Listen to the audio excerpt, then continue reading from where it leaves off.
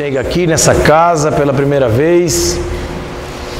E hoje nós vamos falar sobre mediunidade e animismo. Meu nome é Guilherme Velho, já nasci velho, como vocês estão vendo, eu sou um velho. Sou natural de Recife, sou pesquisador de fenômenos paranormais e não entrei no espiritismo pela dor como a grande maioria de vocês. Eu fui pela curiosidade, pela pesquisa, e estudando o espiritismo foi que eu me convenci da nossa realidade existencial. Eu estudei muito para psicologia durante meus 20 e poucos anos. E a parapsicologia, ela estuda os fenômenos da mente, os fenômenos do inconsciente. A parapsicologia nunca se especializou em estudar os fenômenos mediúnicos, nunca foi especialidade da parapsicologia. E a gente vem andando, eu morei um bom tempo nos Estados Unidos, e eu tinha um amigo meu que estudava parapsicologia, a gente conversava muito, eu jovem, com 19 para 20 anos, e a gente conversava muito sobre os fenômenos, e ele sempre atribuía tudo ao inconsciente. Sempre atribuía os fenômenos ao inconsciente. E eu estudando a mediunidade. Então, de dia eu estudava com ele um pouco para a psicologia, à noite eu estudava mediunidade. Então, eu pude entender os dois lados do fenômeno.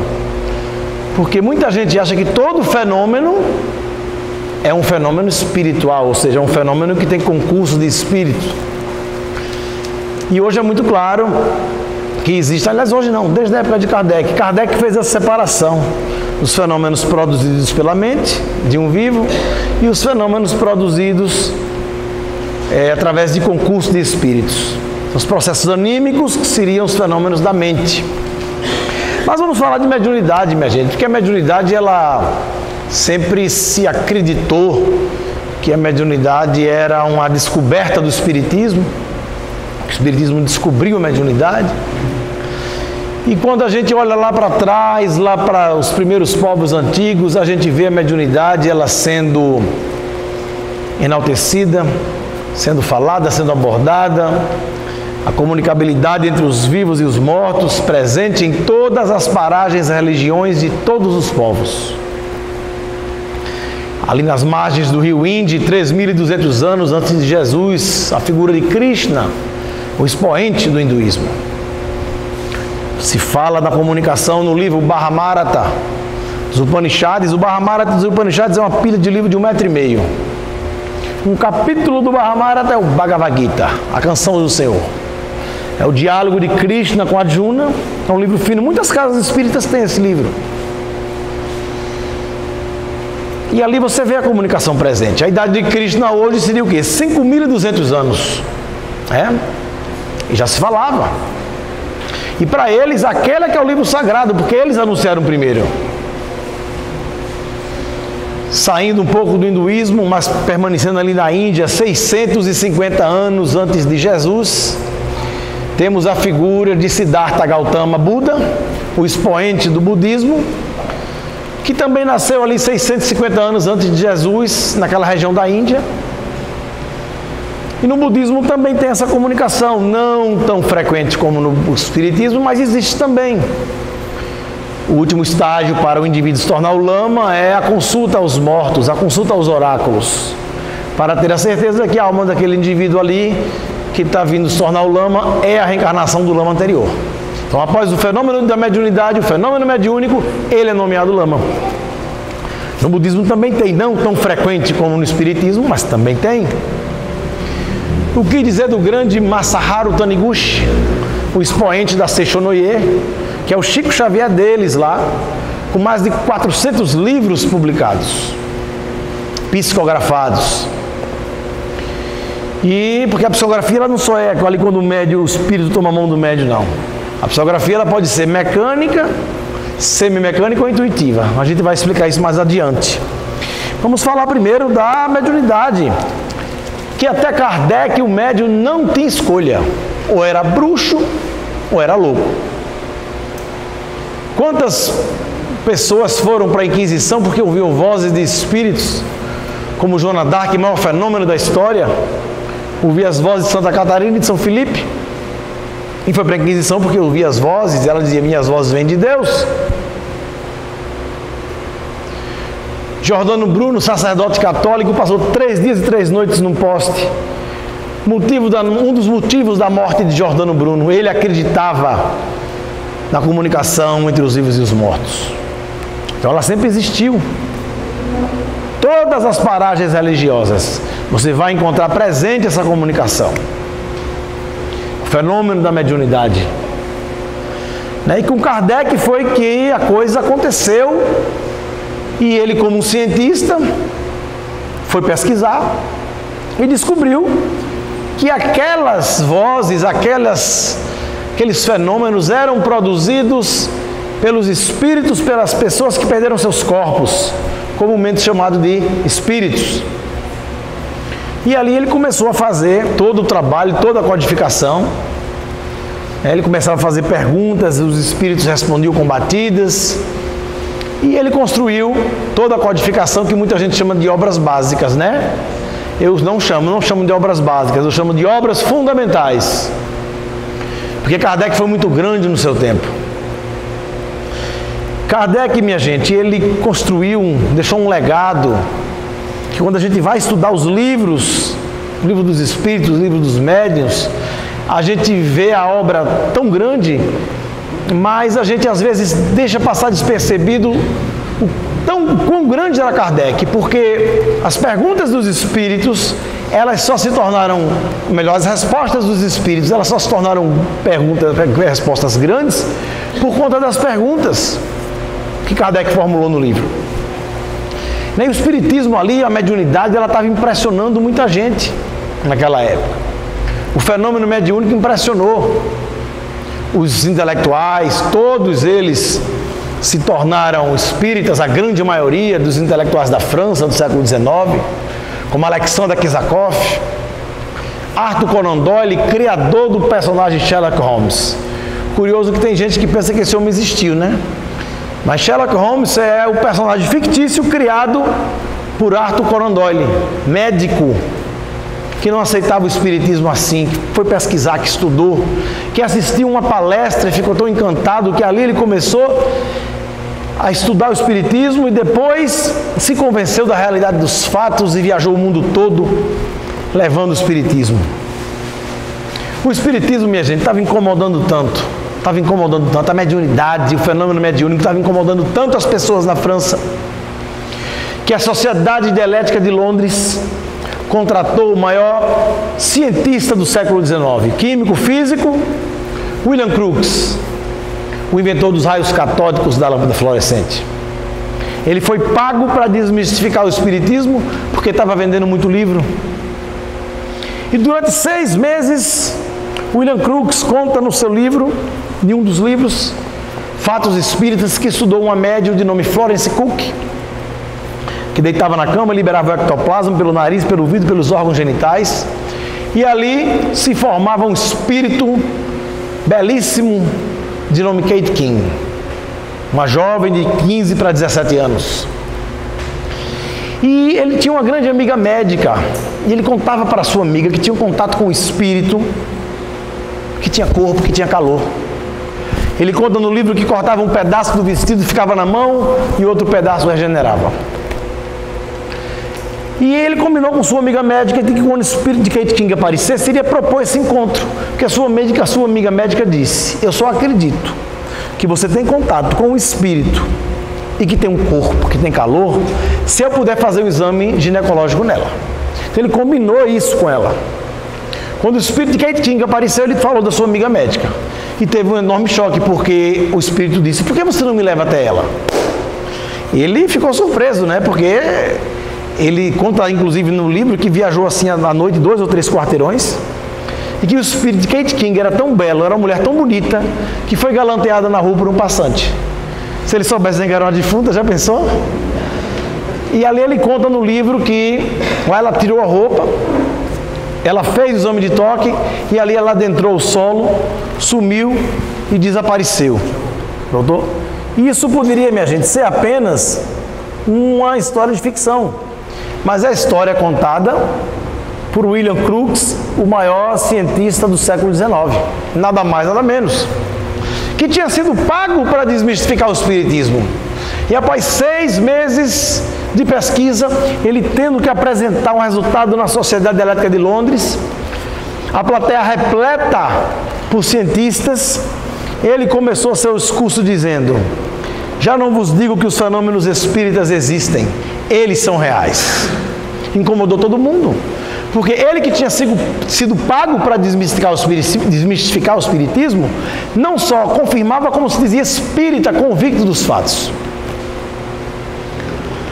E não era qualquer pessoa, era o maior cientista do século XIX. Então o espiritismo começou a incomodar os homens de ciência. Só que o movimento espírita, minha gente, que seguiu Kardec, ele não fez essa diferenciação entre os fenômenos produzidos por espíritos e os fenômenos produzidos pela mente, pelo inconsciente. Muito embora Kardec lá atrás descobriu que existiam pessoas que produziam fenômenos sem concurso de espíritos, ou seja, sem a presença de espíritos. E Kardec batizou essas pessoas de homens elétricos, que eram pessoas que produziam fenômenos, processo anímico.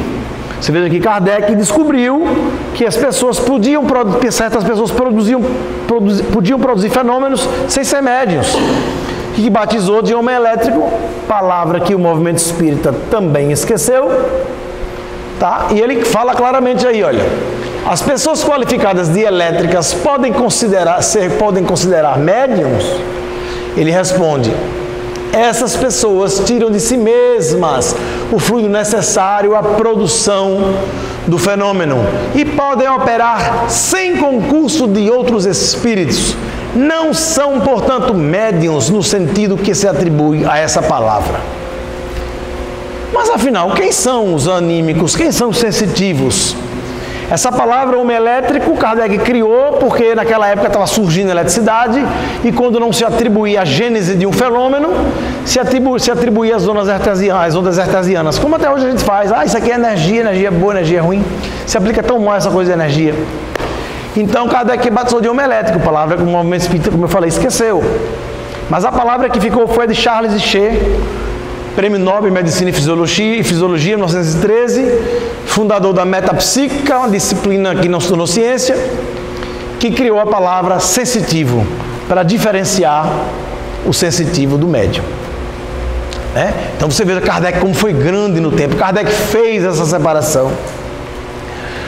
E essa resposta de Kardec, ela leva a gente a uma outra situação, que muita gente está na doutrina há 20, 30 anos e não sabe explicar porque só existe espiritismo, assim com volume no Brasil.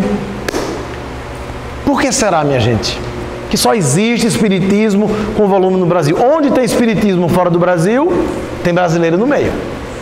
Eu digo isso que a gente já realizou mais de 100 palestras fora do Brasil, mais de 50 nos Estados Unidos, 18 cidades, Japão tivemos 3 vezes, então rodamos a Europa. E onde tem centro espírita, tem um brasileiro. Até na França, que é onde o espiritismo nasceu, o espiritismo quase que desapareceu. Em Lyon ninguém sabe nem quem foi Kardec. Poucas pessoas sabem. Mas por que isso? A resposta está ali, um das. Porque o espiritismo entrou em declínio na Europa e surgiu com fôlego no Brasil e ficou. Sabe por quê, minha gente? Porque o movimento espírita que seguiu Kardec, não o pensamento de Kardec foi perfeito, soberbo, tanto que ele fez separação, mas o movimento que seguiu Kardec não fez essa separação e mediunizou tudo, espiritizou tudo, como se tudo fosse produzido por espíritos. Aí surge o inconsciente com Freud, a moderna parapsicologia com Joseph Banks Heine, colocando seu enfoque de pesquisa na construção da mente. E ali eles começaram a explicar fenômenos que o movimento espírita, não o pensamento, mas que o movimento espírita atribuía a espíritos. E ali a parapsicologia, o inconsciente explicando tudo aquilo ali. Eu tive a oportunidade de conhecer vários fenômenos paranormais, vários fenômenos de natureza anímica ou psíquica. Nos Estados Unidos tem um paranormal chamado Ted Sellius. Ele toma 10 latinhas de cerveja para pôr a paranormalidade dele para funcionar. Ele pega assim uma câmera Polaroid, daquelas da tua época, Tiozinho, que tinha aquelas câmeras, que não é da minha época não, sou da época digital para cá. Você coloca a Polaroid assim do lado da cabeça, pensa na Torre Eiffel, bate a foto e sai a silhueta da Torre Eiffel. As fotografias do pensamento, ali não tem espírito, são um fenômeno da mente, fenômeno anímico. Quando a gente esteve no Japão, conhecemos outro, Masuaki Kiyota. Ele não precisa tomar as 10 latinhas de cerveja para pôr a paranormalidade dele para funcionar. Ele pega um filme velado, analógico, põe junto da cabeça, pensa num quadro quando ele viu no museu de um jarro com várias flores e vai revelar e sai lá a silhueta, a foto do quadro. Ele faz isso, ele não tem espíritos. Esse rapaz hoje, o senhor já está com 54 anos, já é um homem. Ele trabalha hoje numa empresa de eletrônica do Japão, não me lembro se é Toshiba ou se é Sony. Ele trabalha no circuito de placas e controle de circuitos, que passa pelo controle de qualidade. Aí eles passam, essa tá boa, e chega na mão dele. Ele põe a mão e diz, essa tá boa, essa tá boa, essa tá boa, essa aqui tá ruim, tira. Porque todas que ele disse que estava ruim, a Sony mandou para as empresas e deu defeito, e a Sony teve que indenizar, e todas estavam realmente com defeitos. Então ele faz isso lá hoje. Ele é um paranormal. E tem um outro também que ele pega um chumaço de algodão, bota assim, a 20 metros, com álcool, ele põe a tensão da consciência e ali ele produz um fenômeno de parapirogenia e o algodão falco pega fogo. Não tem espíritos, né? Então, são os fenômenos da mente, do inconsciente.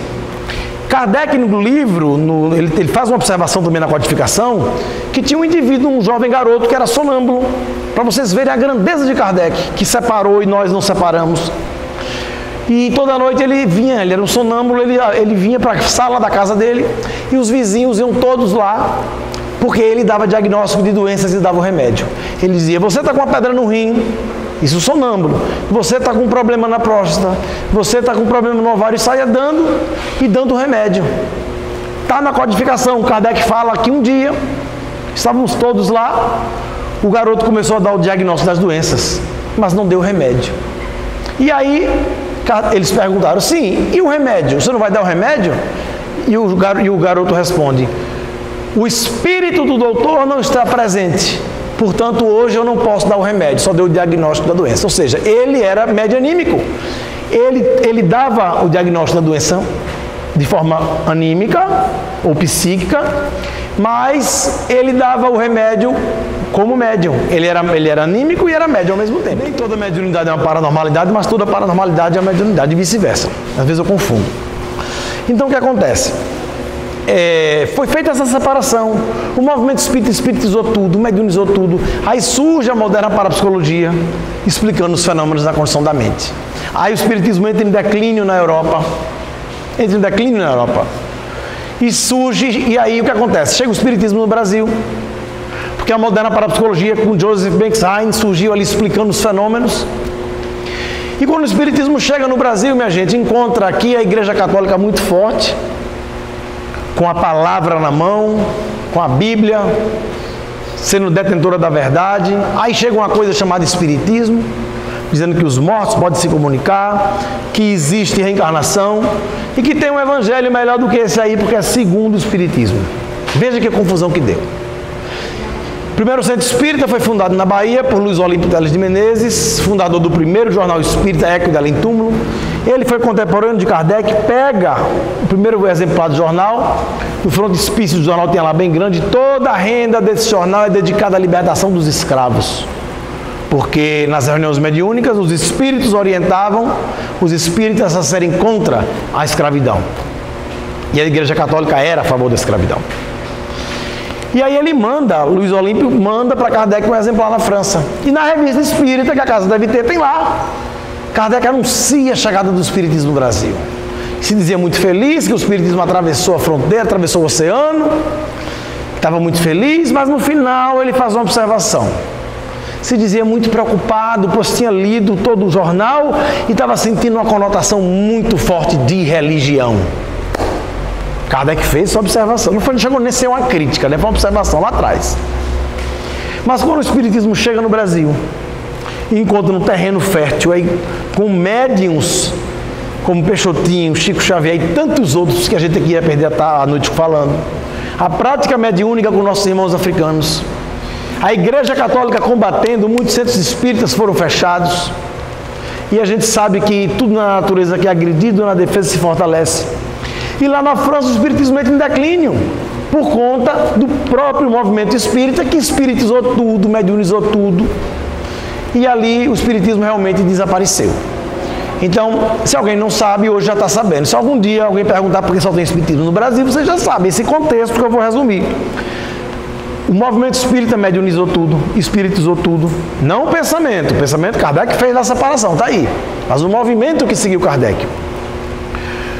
A chegada do inconsciente com Freud, a chegada da moderna parapsicologia, explicando os fenômenos na construção da mente, com Joseph Banks Heine, a metapsíquica com Charles Shea, e no Brasil encontrou todo esse terreno fértil, né, que a gente sabe que não foi por acaso, né, e aqui o espiritismo se perpetuou.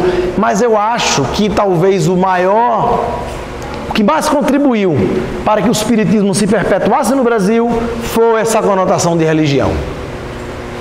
Eu acredito que sim. Muito embora Kardec não tenha pensado em fundar uma religião, nem um partido de crença. Centro espírita não é escola, centro espírita não é igreja, centro espírita é escola. E Kardec deixou isso bem claro. O espiritismo é uma doutrina filosófica, com fundamentação científica e consequências éticas morais. As consequências éticas morais são as consequências religiosas. É o porto de chegada, é para onde tudo vai um dia, não é a base.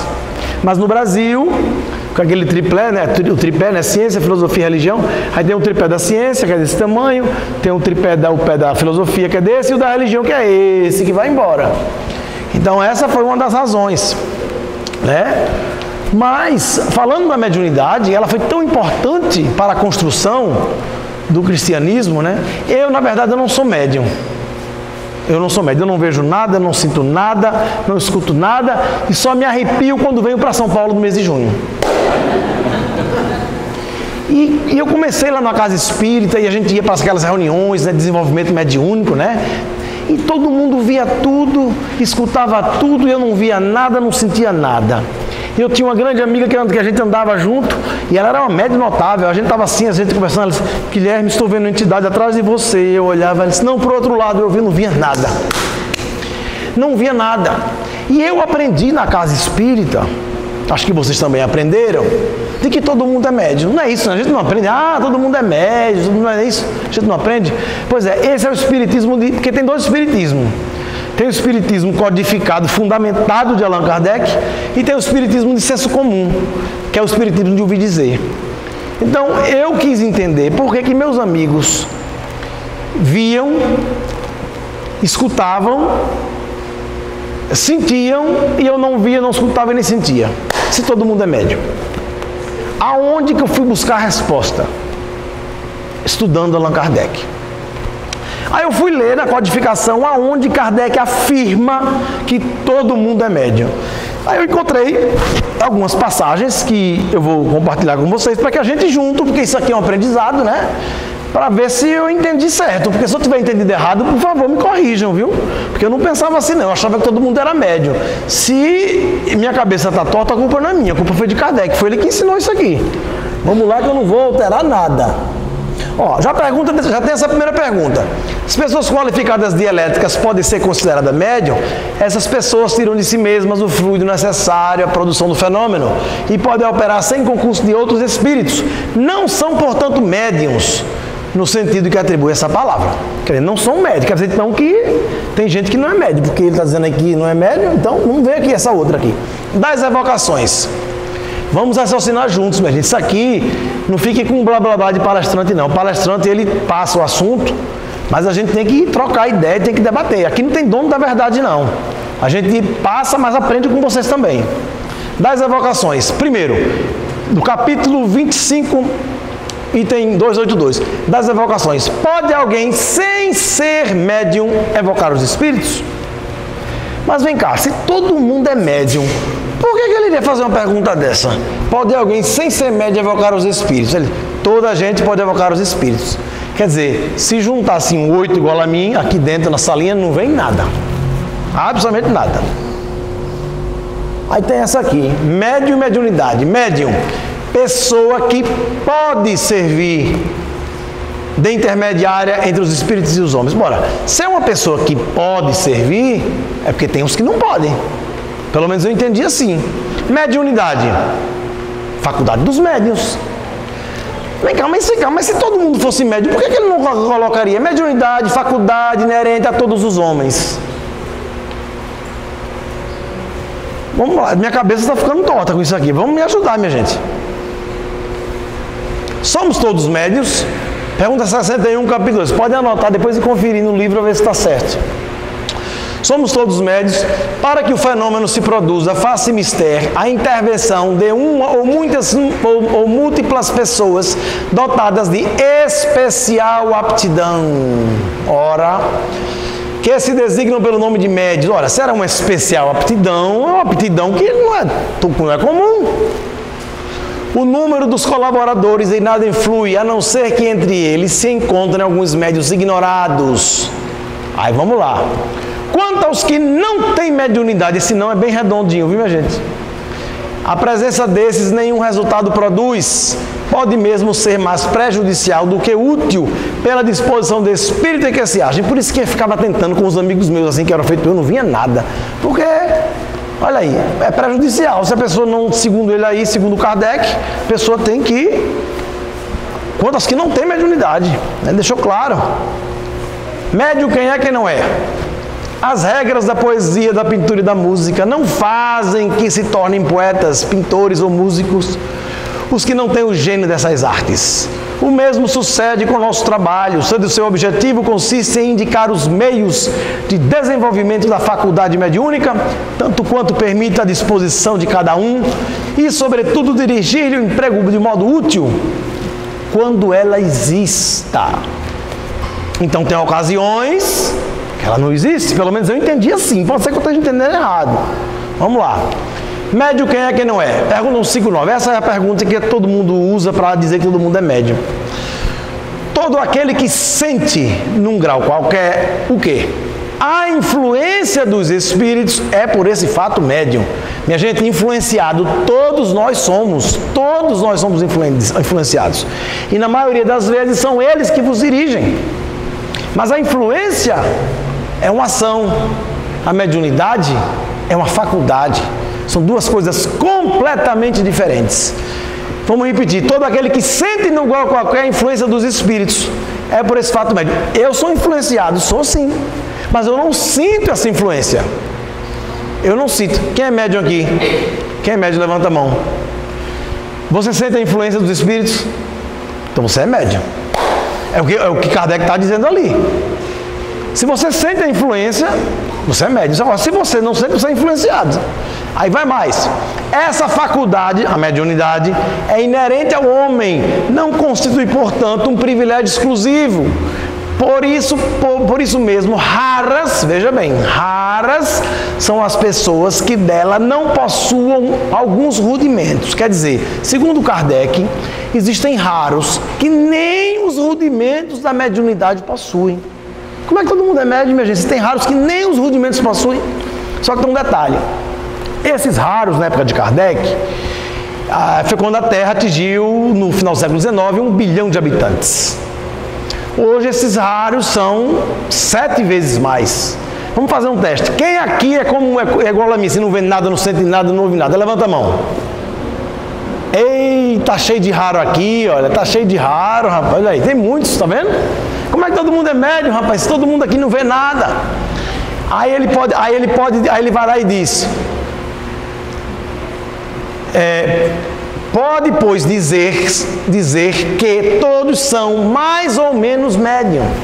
E conclui: todavia, essa observação é importante, todavia, usualmente, assim só se qualificam de médiuns aqueles em que a faculdade mediúnica se mostra bem caracterizada e se traduz por efeitos patentes de certa intensidade. Então, se for aquela pessoa que eu sonhei, ele não considerou médium. Médium tem que produzir um fenômeno de efeitos patentes, senão não é médium. É o que está ali. Foi isso que eu entendi. Minha gente, se eu estiver errado, por favor, me diga. Eu não sou dono da verdade, não. Eu não pensava assim antes, não. Eu só pensei assim porque eu encontrei 38 passagens na codificação onde Kardec afirma que nem todo mundo é médium. O próprio Kardec não era médium. Escreveu a codificação com a mediunidade dos outros. Kardec não foi médium. Discurso de Allan Kardec, em Bordeaux, 14 de outubro de 1861, Revista Espírita, 1861, podem conferir. Sem dúvida, fui ajudado pelos Espíritos, como eles próprios nos disseram várias vezes, mas sem qualquer sinal exterior de mediunidade. Assim, não sou médium, no sentido vulgar da palavra. E hoje compreendo que para mim é uma felicidade que assim o seja. Kardec não era médium. Continuando, assim foi possível fazer uma seleção dos diversos ensinamentos, sem prevenção e com inteira imparcialidade. Vi muito, mas sempre com um olhar impassível e nada mais ambicionado do que ver a experiência que adquiri posta em proveito dos outros. Porque ele, como cientista, ele não ser influenciado foi perfeito, porque ele não se deixou levar, ele foi imparcial. Eu, como pesquisador, eu queria tanto ser médium, mas depois que eu vi umas coisas aí, vou mostrar a vocês. Hoje eu não faço muita questão, não. Mas vamos lá. Da mediunidade dos animais, veja isso. Da mediunidade dos animais. É, em suma, essa refratariedade da matéria que se opõe ao desenvolvimento da mediunidade na maior parte dos que não são médiuns. Quer dizer que eu devo ter essa tal dessa refratariedade aí. Deve ser que os cachorros me adoram, falam, mas deve ser isso aí. Influência dos espíritos. Para quem ficou com dúvida, a gente vai tirar agora. Influência é uma coisa, mediunidade é outra. Influência dos espíritos. A influência oculta dos espíritos em nossos pensamentos e atos. Pergunta 459 do Livro dos Espíritos. Influem os espíritos em nossos pensamentos e nossos atos muito mais do que imaginais.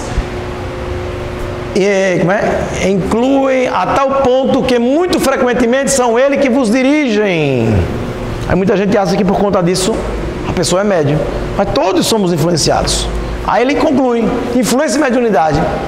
232. Seria errado acreditar que é necessário ser médium para atrair a si os seres do mundo invisível.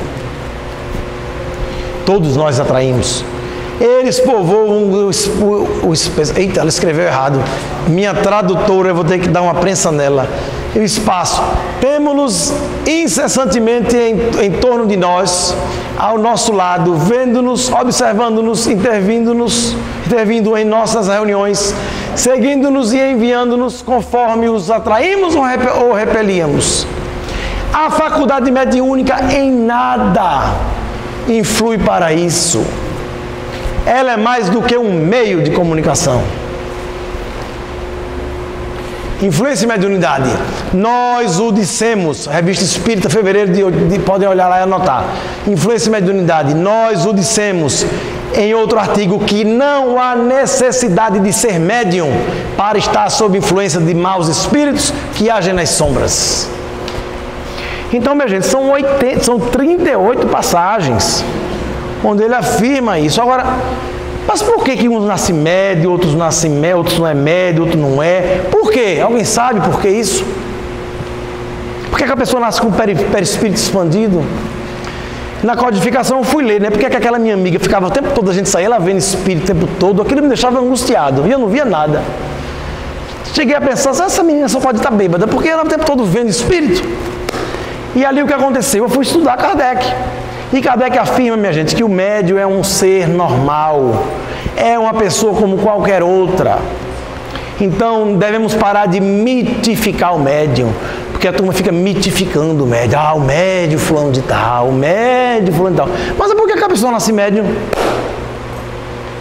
Por que a pessoa nasce médium, minha gente? Vamos ver agora, quem explicou bem foi Emmanuel, porque eu queria tanto ser médium, mas quando eu vi isso... Quem são os médiuns?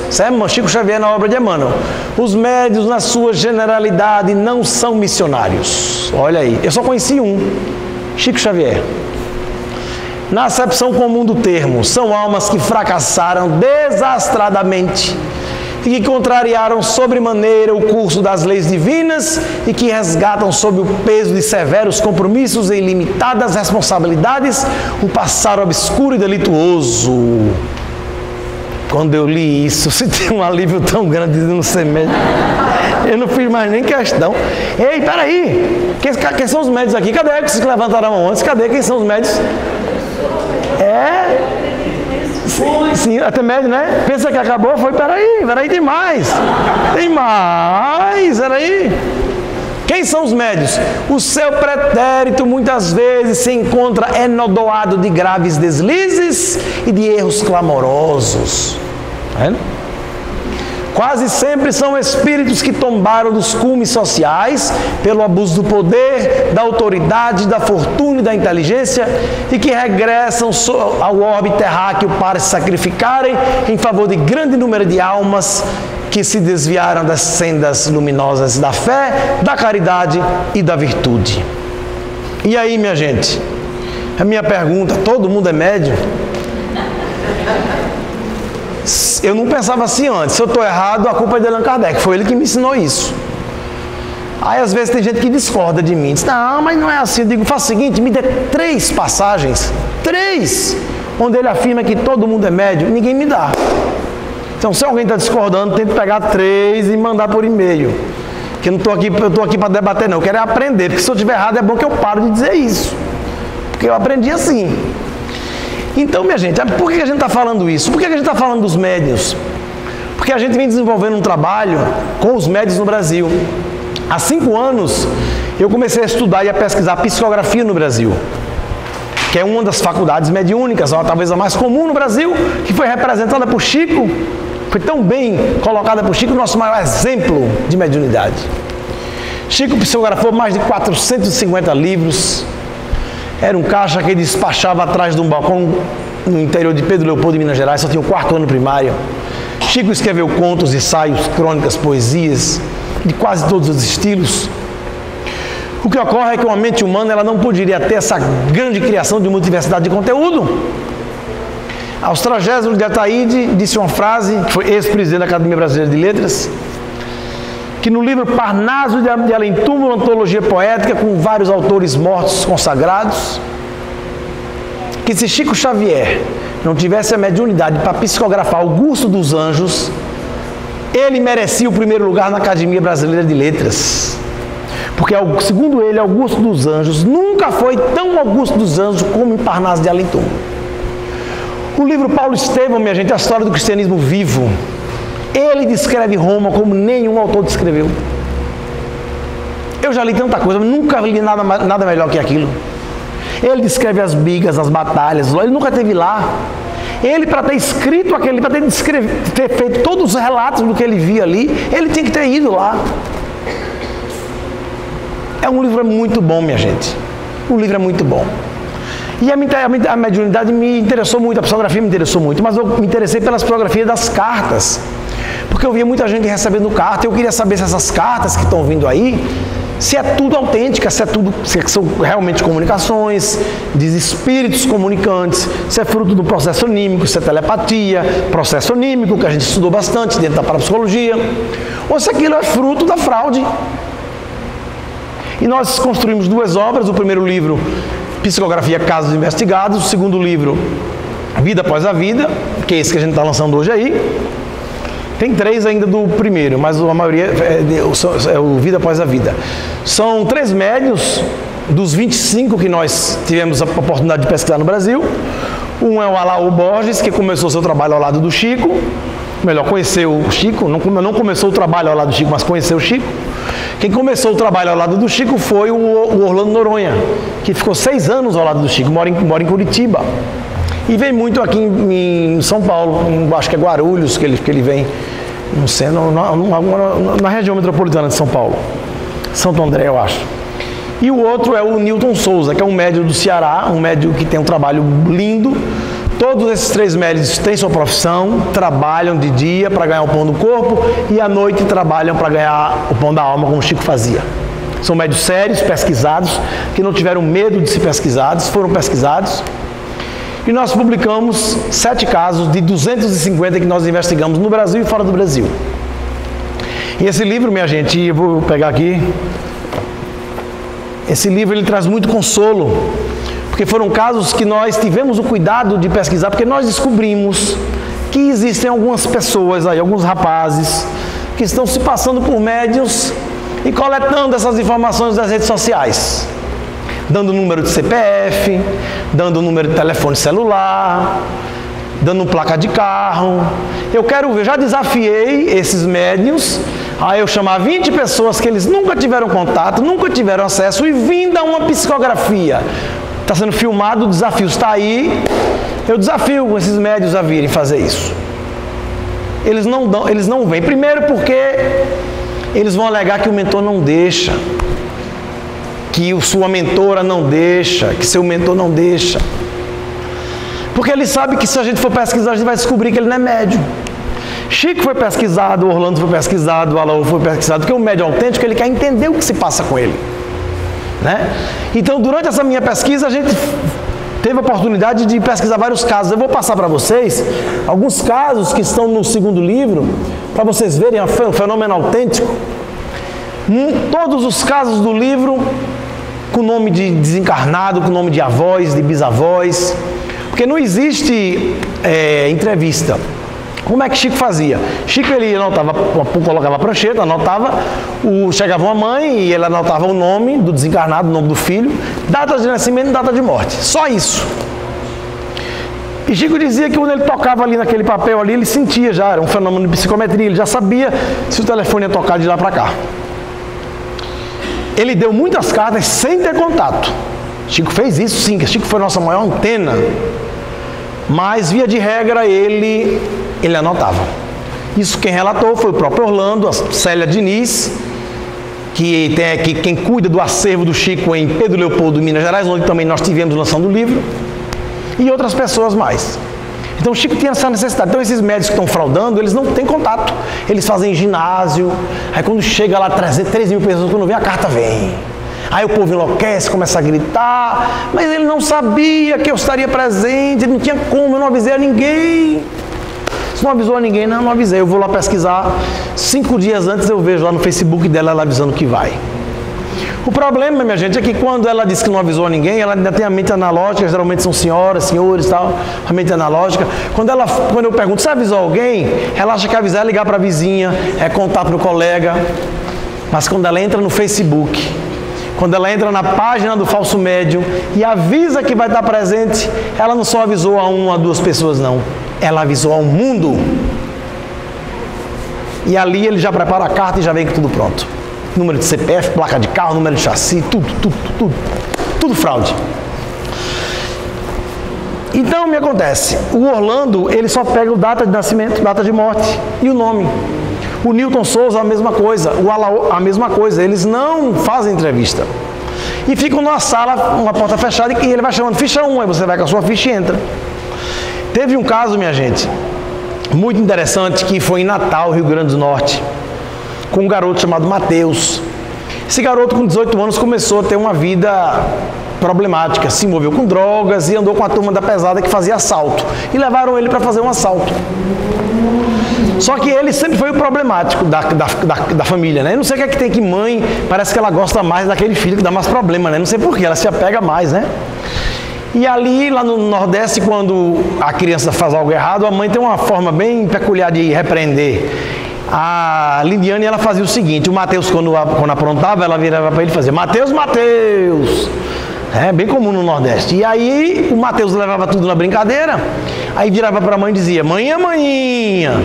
Porque no sul aqui é mãezinha, né? Lá é manhinha, manhã, manhinha. Então, o Orlando foi, o Orlando de Curitiba, nunca tinha ido lá, aí foi. Ela fez a ficha só com o nome, a data de nascimento, a data de morte, chamou o nome dela, ela entrou na sala. Porque ali, quando o médium já tem um contato com a pessoa, ele já começa a sentir as vibrações, começa a sentir se vai ter contato ou não. Então, quando a Lidiane pega a ficha que entrega na mão do Orlando, que o Orlando segura a ficha que olha para ela e faz assim, manhinha, manhinha, pronto, a mulher se acabou ali, né? Porque não tinha como, era um código muito pessoal que não tinha como ele saber. E aí ela volta, senta, espera terminar, e aí quando ele começa, aí ele vem psicografar, ele vem fazer a psicografia na frente, todo mundo. Uma das cartas foi do Mateus. E eu vou deixar a mãe contar para vocês, que é um caso realmente bem interessante. Meu nome é Meliane, eu sou de Natal, Rio Grande do Norte, e recebi uma carta psicografada Mateus, e o que me fez, ele que estava me enviando a carta, foi um desenho que ele fez, uma bermuda que eu guardo. Deixa eu apagar aqui, né? Eu doado todas as roupas dele, separei essa bermuda e guardei, desenhou na carta, da mesma cor, com detalhes, inclusive dos idosos, que passa o cadastro. E eu não sei que meu filho mandou essa carta para mim. Esse é meu depoimento. O que acontece? O Mateus, no livro, esse é o segundo caso do livro, quando ele chega do outro lado, quando ele dá a carta, ele fala para a mãe que está acompanhado da avó Talina, que era o apelido dela, o nome dela era Natalina. E ele fala da avó Talina, quer dizer, como o Orlando teve acesso a essas informações. E ele fala também que estava sem camisa, porque ele só andava sem camisa, segundo os relatos da mãe do depoimento que nós colhemos, que foi feita a investigação. A mãe dizia que ele vivia sem camisa e que eles trabalhavam no restaurante, que ele ia com a camisa aqui. Quando chegava na hora de entrar no restaurante, ele colocava a camisa e entrava. E que ele brigava bastante. Quando brigava, ele fazia um gesto, ele cruzava os braços com o dedo e gesticulava assim. E na carta ele fala que estava sem camisa, ele fala desse gesto. Mas o que mais chocou, eu pedi para apagar, porque vai ter uma coisa agora que vai ter que mostrar bem aqui, acho que vai... O que mais chocou todo mundo foi porque no final a mãe doou todas as roupas ela doou, e só ficou com uma bermuda vermelha. E o que acontece? Só essa que resolve. Que é para passar aqui no vídeo, só essa, pronto. E ela doou, pode acender as outras. E ela doou toda a bermuda vermelha, ela doou todas as roupas, ficou só com a bermuda vermelha. E no final da carta, para a mãe ter certeza que era ele pega, desenha uma bermuda vermelha, exatamente igual a bermuda que ele deixou, que a mãe tinha guardado. Foi a única peça de roupa que a mãe guardou. Ó, dá uma olhada, pessoal. Vocês conseguem enxergar em cima que tem ali... Pronto. Vocês conseguem enxergar ali 4 furos? Que é ali onde passa o fio, né? Eles chamam os ilhosos, passa o fio. Pronto. O médico poderia ter desenhado um boné, uma camisa, uma calça, mas desenhou uma bermuda da cor vermelha, que foi a bermuda que ele deixou. E veja, minha gente, aqui o que foi que o Espírito fez através das mãos do médium. Simplesmente impressionante. Como é que vocês explicam, minha gente, aqueles 4 furos ali? Isso é uma prova da comunicação. Não é número de CPF, não é placa de carro, não é número de telefone celular que a gente pega na internet e usa, não. Isso é uma prova, isso é um médium autêntico. Passou 6 anos ao lado do Chico.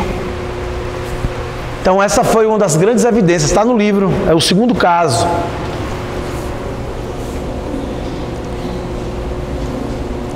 Esse primeiro caso, eu vou contar eu estou preocupado com o tempo, porque como a gente atrasou, não sei se vai durar até que horas. Tem umas quantos minutos? Meia hora, vamos lá. Eu vou passar um caso do Orlando para vocês verem, que vale a pena.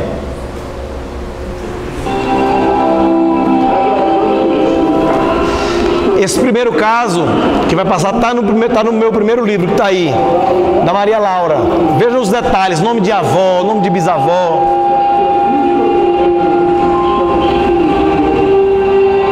Em Curitiba, o médico Orlando Noronha Carneiro segue os ensinamentos que ouviu de Chico Xavier. Foram 6 anos de convivência e aprendizados até que em 1986 ele recebeu do mestre a orientação de continuar o trabalho de psicografar cartas para famílias em busca de um consolo. Mamãe, essa está no livro, Maria Laura. Para que vocês saibam que estou aqui, não esqueçam das plantinhas no jardim de casa que eu colocava no potinho vermelho. Tô vendo com a placenta Com a avó Cida. Sua filha Maria Laura Caetano Silveira. A dona Francisca havia perdido um filho de 15 anos morto a tiros por um casal de policiais que estavam em um domingo de folga e foi abordado por 5 jovens que tinham armas de brinquedo. Cauê Gomes Ferreira nunca teve antecedentes criminais. Morava com o pai e a mãe, trabalhava de dia e estudava à noite. Desesperada e sem aceitar o destino do filho, ela buscou respostas com o médium Orlando.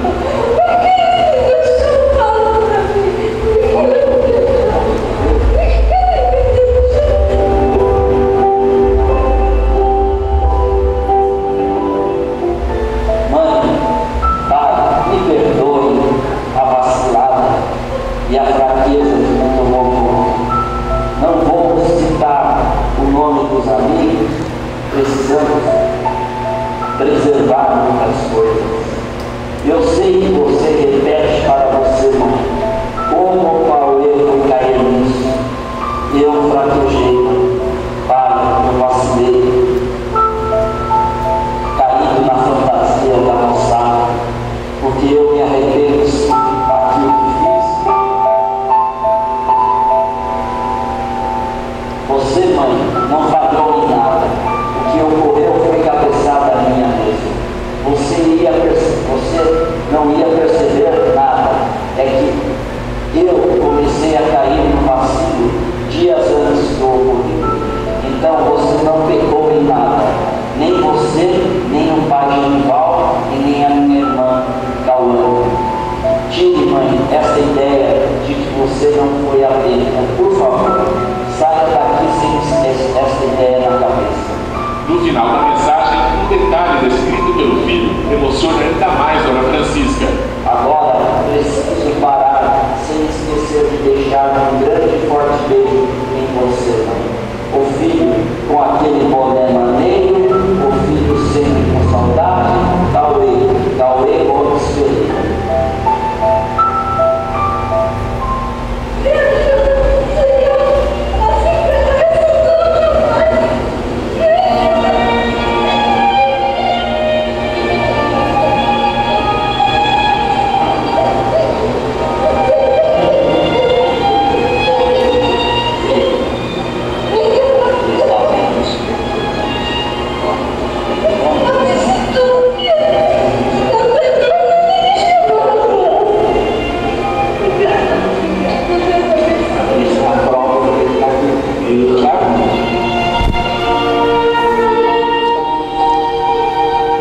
Dia 31, agora o Orlando vai estar lá em Recife conosco.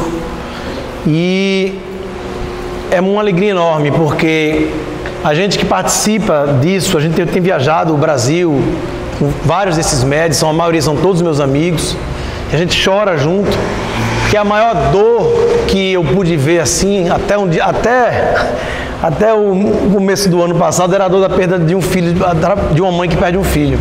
Então eu descobri até que tem uma dor maior que essa, eu vou contar para vocês. E a gente ficou amigo dessas mães, né? Dos livros, tudo. E o que a gente vê também é o seguinte, é que as pessoas ficam muito presas ao fenômeno, presas a cartas. E a gente tem que buscar o que está por trás do fenômeno, que é o mais importante. A carta, minha gente, ela é um analgésico que vai dar aquele alívio imediato. Mas nós precisamos dar àquela pessoa, porque eu digo a vocês, as cartas psicografadas hoje é a maior porta de entrada de espíritas para o movimento espírita. Nos eventos de psicografia, mais da metade das pessoas não são espíritas e vão pelas cartas.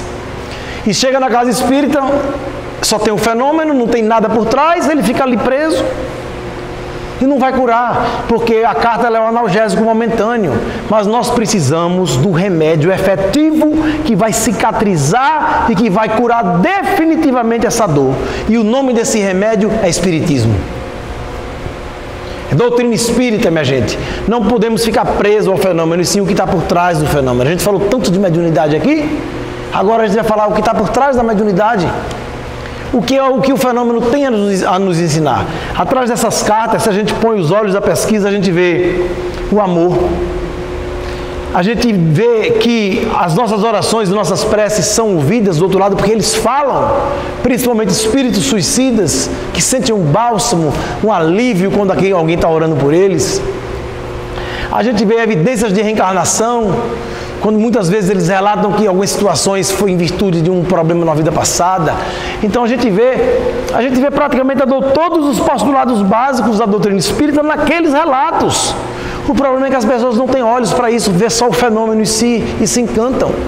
Olha, minha gente, eu descobri grupos, aqui em São Paulo tem também, tem no Rio, tem em Minas, que eles fretam um ônibus, um grupo de mães, que viajam procurando onde é que tem um médium que dá carta, eles vão. Eles não querem saber se é autêntico, se é verdadeiro, se é fraude, não querem, eles vão.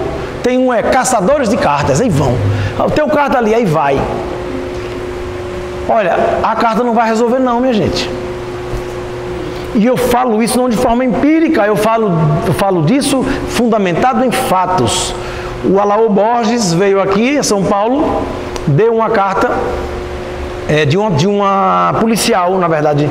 Era uma policial que era delegada, ela tinha uma filha bem rebelde. A filha foi pegar a arma da mãe, a mãe partiu para cima, tiveram uma discussão, a mãe tomou a arma e sem querer a arma disparou e a mãe matou a filha. Ela é policial aqui em São Paulo. Alguns meses depois o Alaô veio, deu a carta da filha. A filha pedindo perdão, aquela coisa toda, aquela emoção, a mãe ficou feliz. A mãe não era espírita. Alguns meses depois o Alaô voltou, ela recebe a segunda carta. Mesmo é uma emoção, aquela coisa, mas a mãe continuou do mesmo jeito, ela não se tornou espírita. Aí veio, alguns meses o Alaô veio, ela recebeu a terceira carta. Passado alguns meses, o Alaô volta a São Paulo e quando está lá na sessão de psicografia, recebe um telefonema de que a policial que recebeu 3 cartas, 3 analgésicos para dor, tinha acabado de cometer suicídio. Eu pergunto, adiantou a carta? Não adiantou. Porque faltou o quê? O remédio. Aquele que cicatriza, que cura, que é o espiritismo. Esse é o mais importante. E às vezes as casas espíritas esquecem. Principalmente as casas que estão produzindo, levando esses médios para fazer psicografia, que é um trabalho lindo de psicografia, mas tem que ter o espiritismo. O Newton Souza, o Alaô Borges e o Orlando Noronha são os 3 médios do meu livro, e nós fizemos um acordo. Olha, vocês só dão psicografia se fizerem palestras. Então, se chamar o Newton aqui para vir só para fazer psicografia, ele não vem. Vai ter que ouvir palestra. Ele é muito bom, conhecimento doutrinário. Então ele passa o que é mais importante, que é o conhecimento, para que a pessoa viva sem aquela dor, porque a saudade ela sempre vai existir. A pessoa vai levar a saudade até o último dia da sua vida, mas essa dor ela pode ser sim cicatrizada através do conhecimento. Conhecereis a verdade, ela vos libertará. Não mandou crer na verdade, mandou conhecer a verdade. Alguém aqui já recebeu carta psicografada de algum médium? Já recebeu? Quem foi o médium? Pode dizer? Não viu? E veio pelo correio? Não. Eles ficam numa sala fechada, tem nome, mas não sabe o nome do médium, não? Não lembra? Alguém? É daqui o médium de São Paulo? Tem daqui e tem o operário. Alguém sabe? Alguém pode falar? Pode falar, se ninguém quer falar, não? Pode dizer. Não é conhecido não, nem nenhum médium conhecido aqui não, nem que eu estou perguntando. Eu estou perguntando, só para saber. Porque tem uma turma aí que está fazendo umas coisas erradas aí, tirando informação de rede social e colocam, brincando com essa dor aí, que vocês viram. Brincando, literalmente, porque eles vivem da venda de livros. E a gente está denunciando isso aí. Acreditem, estão fazendo isso sim. Então, muito cuidado. Esse cuidado eu estou dando orientado por Allan Kardec na pergunta 313 do Livro dos Médios a 317, para nossa severidade com os médios interesseiros. E na pergunta 317 ele diz que todo médio que fosse apanhado em manejos fraudulentos, para me servir de uma expressão tanto trivial com a boca na botija, deverá ser desmascarado ou infamá-los publicamente, para o qual se torna um dever para todo espírito espiritualista, desmascarar. A orientação de Kardec. Mas vocês precisam conhecer os médios, minha gente, os médios que fizeram os livros. A gente falou tanto, sem mitificar, claro, mas apresentar para vocês. Eu vou apresentar eles agora. O Alaô, o Newton Souza e o Orlando Noronha. Vocês podem entrar na internet, o Newton não tem Facebook, o Alaú também não tem Facebook, só quem tem o Orlando. Mas no meu Facebook tem lá Instagram, no Facebook vocês podem acompanhar todo o trabalho da gente. A hora já chegou, né? A hora já chegou. A gente está aí com alguns poucos livros para autografar. Toda a renda do livro é doada. Por gentileza, esses mistificadores, se ele for advertido pela federação, ao qual o centro dele é filiado, além dessa advertida, existe algum fator legal, eu digo, da legislação, para que ele seja... Eles se prevalecem da lei de liberdade religiosa, porque eles dizem que não cobram nada pela carta, mas ganham dinheiro com a venda de livros. Né? E esses rapazes que estão fazendo isso não são espíritas, eles se passam por espíritas, entendeu? Enganam. E agora outra coisa, isso não macula o espiritismo, porque o fato de ter um médium charlatão, isso não macula a mediunidade, como um padre pedófilo não macula a grandiosidade da Igreja Católica, o trabalho maravilhoso que a Igreja Católica fez. Quantos pastores evangélicos fazem um trabalho sério no seu ministério com Jesus? A gente vai condenar um pastor desse porque tem um pastor ali que está tirando dinheiro do devoto? Não vai. Então é a mesma coisa. Então não macula. Eu vou passar aqui o livro, um vídeo dos médios para apresentar a vocês. E aí a gente encerra. E eu vou autografar os livros, vou ter que ir para Guarulhos.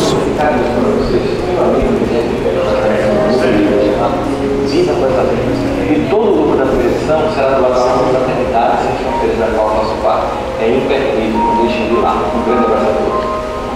Eu, como Luciano Bem, inteiramente trabalhando na Federação Social, vice-presidente. Queríamos inicialmente parabenizar o nosso irmão pelo trabalho que realiza, o trabalho que é sério, conforme assim como o próprio Kardec, o intuito de trazer para nós, de forma segura, dados acerca do fenômeno mediúnico. Olá, amigos. Seu Orlando. Convidá-los a todos. Estamos muito felizes com esse novo livro de nosso amigo e pesquisador Guilherme Velho, com o título Vida Após. Todos os direitos autorais dessa primeira edição, nosso querido autor dedicou e direcionou para fraternidades sem fronteiras. Pudemos, de forma singela, cooperar com os 5 casos, com as cartas psicografadas, ao qual o nosso amigo Guilherme Velho, com a seriedade que nós conhecemos, pôde pesquisar e estudar a alma, a imortalidade da alma, à luz da psicografia.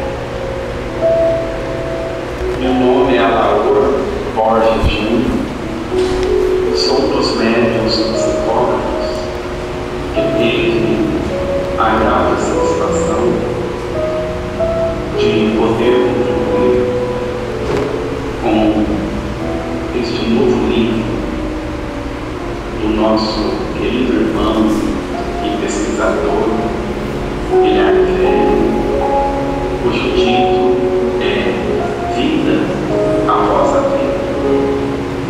Aproveito a oportunidade também de transmitir. Ele é de Uberaba, Minas Gerais. É enfermeiro, tem sua profissão. Aos demais médicos, Orlando Noronha, Benito Souza, que também prestaram as suas contribuições. Rogo a Jesus que possa abençoar o nosso irmão Guilherme, os médicos citados e a mim também, que a espiritualidade amiga possa nos proteger sempre. O próximo é o querido Newton Souza, meu amigão. Olá, queridos irmãos do Ideal Espírita. Eu estou muito feliz de poder ver que será publicado o livro Vida Depois da Vida do nosso querido Guilherme Velho, dentro de uma premissa e uma temática que é a especialidade dele, a psicografia. Guilherme Velho é um pesquisador sério e ele nos chamou para contribuir de alguma forma com essa obra. Fiquei muito feliz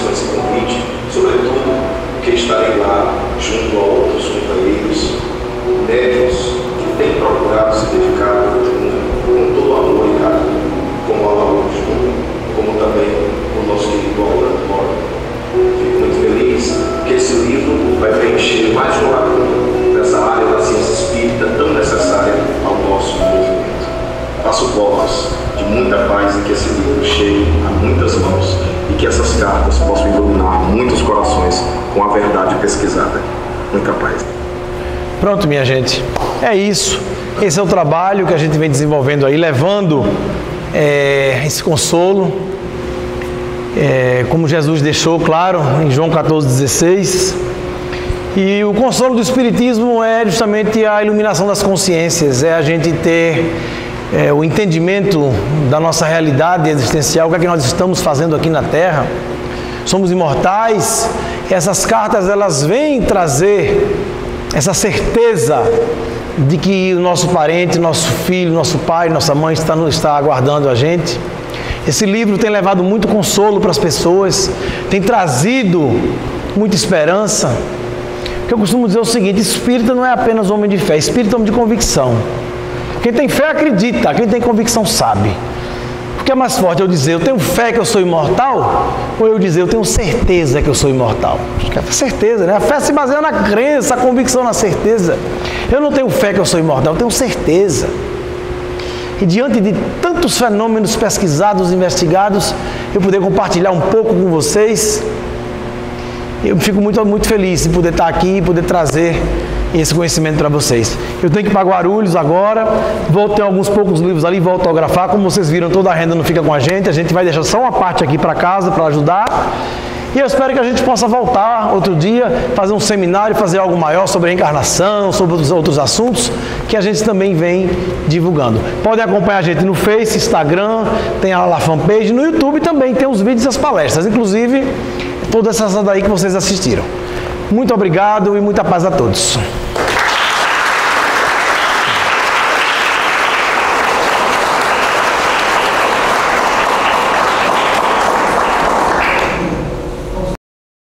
Novamente, sempre que ele estiver na região de São Paulo aqui, se ele está com a agenda com ele para fazer um simpósio ou uma outra palestra para ele.